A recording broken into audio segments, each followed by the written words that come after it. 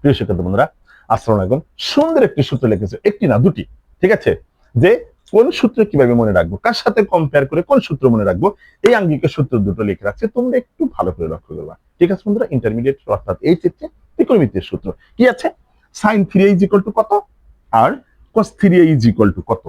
ওকে, sin 3a = তোমরা লিখবা 3 sin a - 4 sin cube a। ঠিক আছে, এই হচ্ছে sin 3 এর সূত্র। এবার cos 3 তাহলে কত, cos 3 এরকম লিখবো 4 cos cube a - 3 cos a। ঠিক আছে, তাহলে পার্থক্যটা কোথায় বন্ধুরা?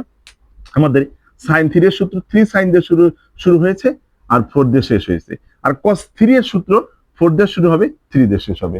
ওকে, এই যে পাওয়ারটা, এই পাওয়ারটা তখন এখানে নিবা আর এই পাওয়ারটা তখন এখানে, অর্থাৎ এখানে পাওয়ার ছিল 1, এখানে পাওয়ার 1, এখানে 3 পাওয়ার, এটা প্রথমে 3 দিয়ে পাওয়ার 3 দিয়ে শুরু হয়েছে। কি মনে থাকবে তো বন্ধুরা? এইভাবে সুন্দর করে একটু ব্রেনে গেঁথে গেঁথে মনে রাখতে হয়। শুধু পূর্বা বইয়ের ভিতরে যদি থেকে যায় সেই বিদ্যার দাম নাই, আমার মস্তিষ্কে থাকতে হবে।